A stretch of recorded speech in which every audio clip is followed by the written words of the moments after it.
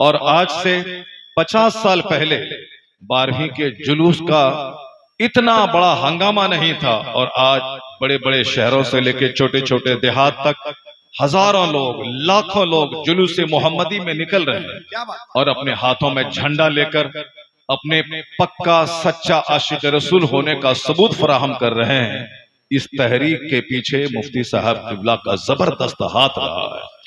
उस वक्त जबकि 10 बच्चों को लेकर ये जुलूस मोहम्मदी निकालते थे, लेकिन आज कटिहार शहर का जुलूस पूरे इलाके का सबसे बड़ा जुलूस, सीरत कमेटी की निगरानी में यह जो जुलूस निकल रहा है, यह जुलूस पूरे कई अजला में इस तरह का जुलूस नहीं निकलता। और मैं आज से 40 साल पहले उस जुलूस को देखा हूं जिसमें हम लोग 30-40 बच्चे शरीक रहते थे, लेकिन आज 30-40 हजार लोग शरीक रह रहे हैं। ये हुजूर मुफ्ती आजम कटिहार फखरी बिहार की मेहनतों और काविशों का नतीजा है। उन्होंने जो 10 बच्चों से जिस काम का आगाज किया था, वह काम आज आलमे शबाब पे पहुंच गया है। अब जब भी इस तरह की सुन्नी रिवायतों पर अमल होता रहेगा, उसके पीछे मुफ्ती आजम कटिहार की मेहनतों का हाथ रहेगा। हम लोग कैसे उनको फरामोश कर सकते हैं? आज उन्होंने इस पूरे दियार में जो जलसा जुलूस करने का माहौल हमको दिया था, आज से 40 साल पहले इसी जामिया रज़िया रुहुल उलूम के प्रांगण में बड़ी से बड़ी मजलिसें होती थी, दस्तार फजीलत की महफिल मुनक्किद होती थी।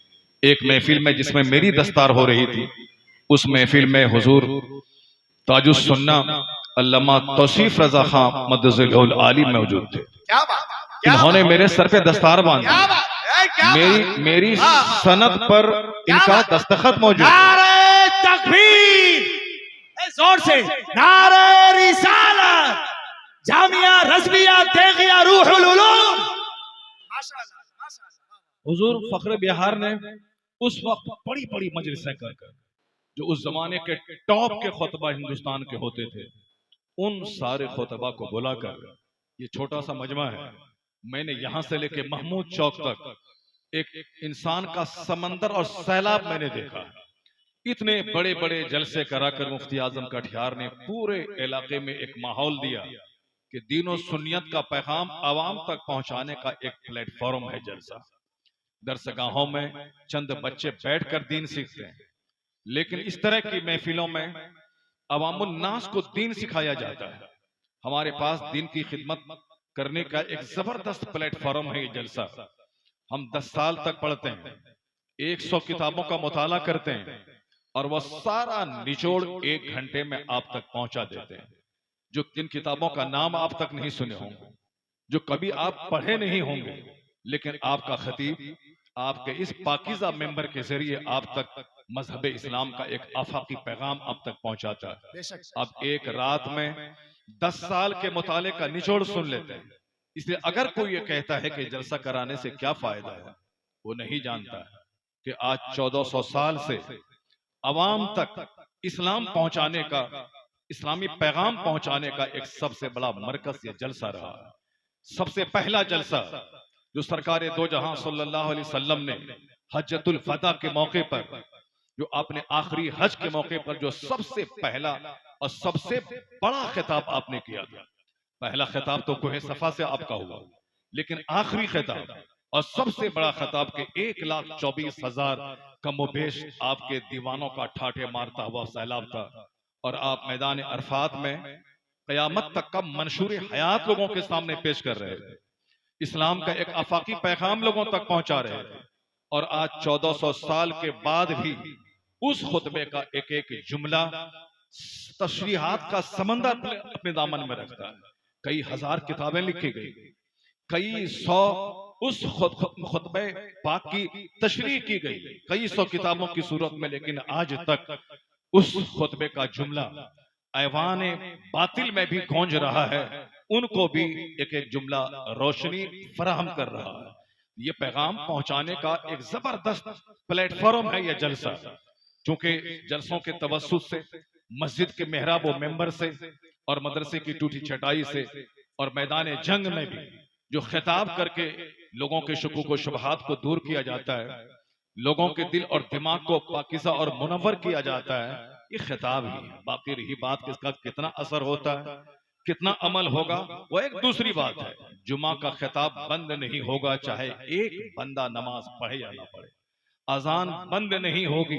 ये नहीं कहा जाएगा कि अजान देने से क्या फायदा है, नमाजी ही नहीं आ रहे, तकरीर करने से क्या फायदा है, जुमा के खिताब से क्या फायदा है, अब तो साहब नमाजी ही नहीं आ रहे हैं, नहीं मानी जाएगी। खिताब खुतबा जुमा, नमाज जुमा के लिए उसी तरह जरूरी है जिस तरह नमाज के लिए वजू जरूरी है।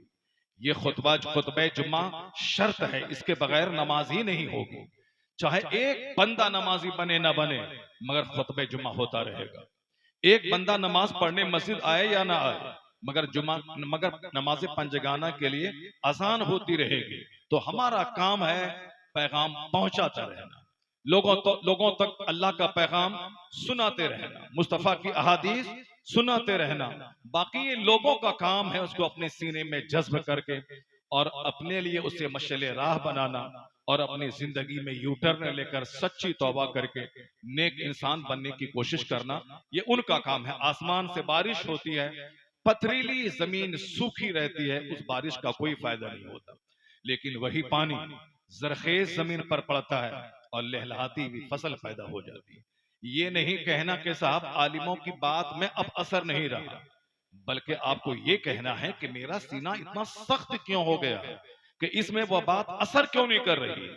वही तकरीर जिनको सुनने के बाद लाखों लोग नमाजी बन गए, वही तकरीर जिनके सुनने के बाद लाखों शराबी पापी ने तौबा करके नेक इंसान वो बन गए, आखिर वही तकरीर का असर आपके दिल पे क्यों नहीं हो रहा है। तो इसको आप उलमाए कराम की तकरीर की नाकामी से ताबीर नहीं करें, बल्कि अपने दिलों की सख्ती को दूर करने की कोशिश करें।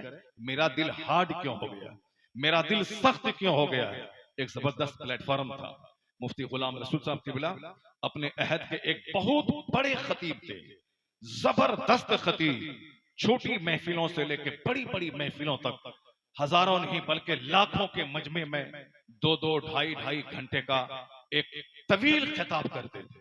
और वह खिताब अक्सर व बेशतर अकायद और अकायद की इस्लाह पे मबनी होता था। और आप जोर देते थे, चूंकि जानते थे कि अकीदा और ईमान सबसे बड़ी दौलत है। अगर आप ईमान की हालत में दुनिया से चले गए, तब तो कोई बंदा 3 बार कुल अहद शरीफ की तिलावत करके आपको सवाब पहुंचा देगा, तो आपको एक खत्म कुरान का अजर मिल जाएगा, आपके लिए बख्शिश का सामान हो जाएगा। लेकिन अगर आप ईमान की हालत में दुनिया से नहीं गए, तो जमीन बराबर गोल्ड भी अगर आपके लिए कोई खैरात कर दे, एक पैसे का फायदा नहीं होगा। हालत ईमान में मर जाना ये बहुत कमाल की चीज है, क्योंकि बाद की नस्लें आपके लिए बख्शिश की दुआ करती रहेंगी। जो भी आपकी कब्र पे जाए, तीजा की सूरत में, 40वां की सूरत में, बरसी की सूरत में, ये सब इसाले सवाब का एहतमाम होगा, आपको फायदा पहुंचता रहेगा। लेकिन अगर हालत ईमान में बंदा नहीं गया, तो जमीन भर सोना उसकी तरफ से खैरात कर दिया जाए, उसको एक पाई का अजर नहीं मिलेगा। इसलिए हमारे उलमाए कराम सबसे ज्यादा जोर देते हैं इस बात पे कि मेरा दीन सलामत रहे, मेरा ईमान सलामत रहे। अगर अमाल सालिहा में कुछ कमी भी रह गई, तो फिर बेशुमार करोड़ों औलिया और सालिहीन की दुआएं आपके साथ हैं। हमारे जो बुजुर्ग दुनिया से चले गए, उन्होंने भी कहा था, अल्लाहुम्मा ग़फ़िरली वले वालिदैया वले जमीइल मोमिनीन, ए अल्लाह मुझे बख्श दे और मेरे माँ बाप को बख्श दे और सारे मुसलमानों को बख्श दे।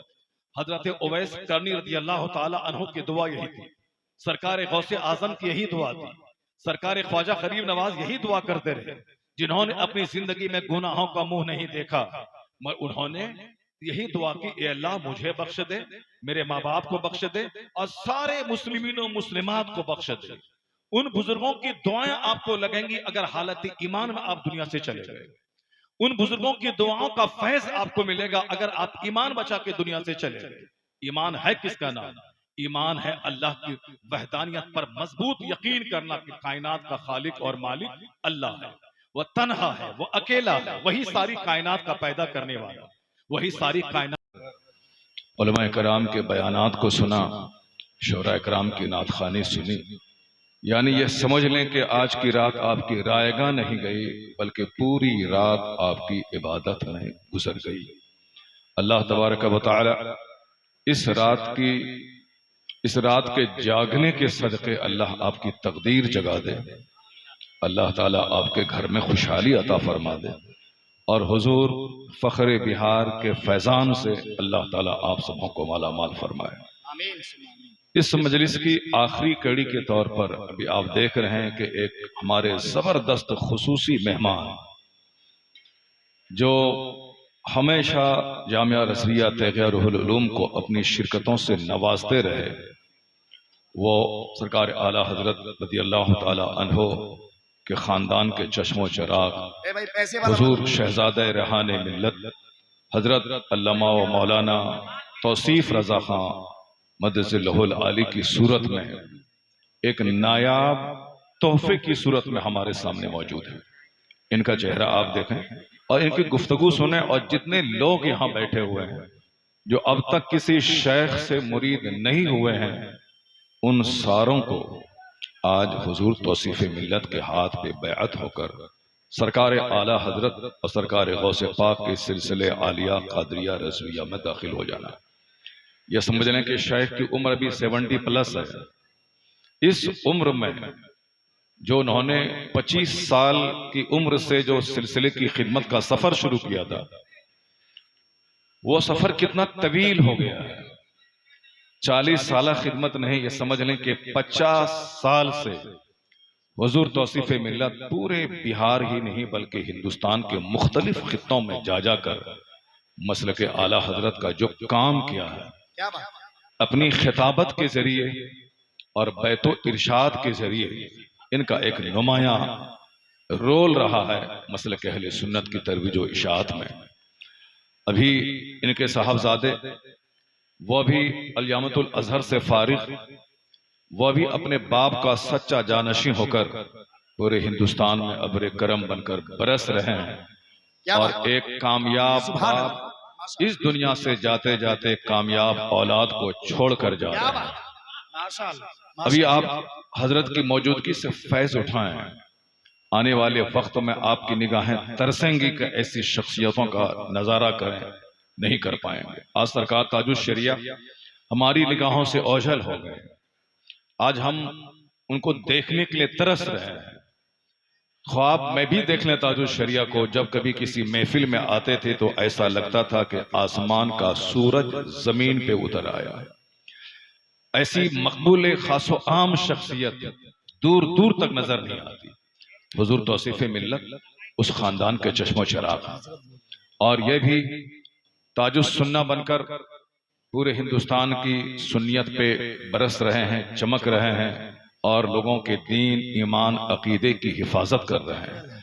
अभी इनकी गुफ्तगू के एक एक सतर को आप मुलाजा करेंगे और बिल्कुल मोती की तरह अपने दिलों में इसको जगह देंगे।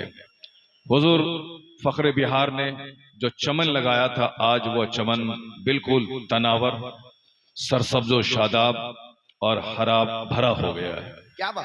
हुजूर फख्र बिहार ने यहाँ उस वक्त में जबकि घास और फूस का एक छोटा सा घर था, उन्होंने यहाँ दरसे हदीस का आगाज किया।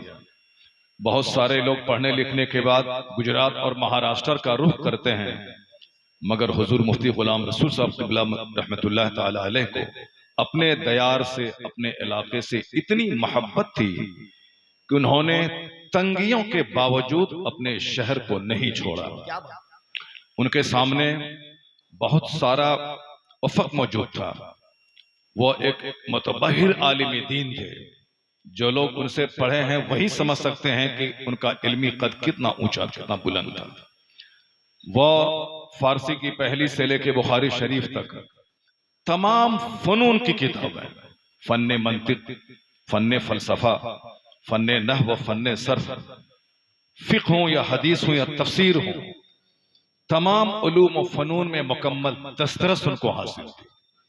वो हिंदुस्तान की बड़ी से बड़ी दरसगाहों में पढ़ा सकते थे, लेकिन इस सीमांचल जोन के तमाम मुसलमानों को उनका एहसान मानना होगा कि उसे हिंदुस्तान में बड़े बड़े इदारों में जाकर कमाने का और खिदमत करने का एक शानदार अपॉर्चुनिटीज मौजूद थे।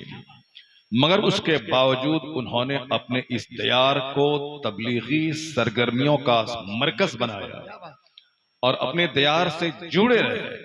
और आज उसका असर हम देख रहे हैं कि पूरे सीमांचल में जो मसलके आला हजरत की धूम मची है, जो हर छोटे छोटे गांव में भी मुस्तफ़ा जान रहमत पे लाखों सलाम के तराने गूंज रहे हैं, जो हर तरफ काबे के बदरुद्दोजा तुम पे करोड़ों दुरूद की सदाएं बुलंद हो रही हैं,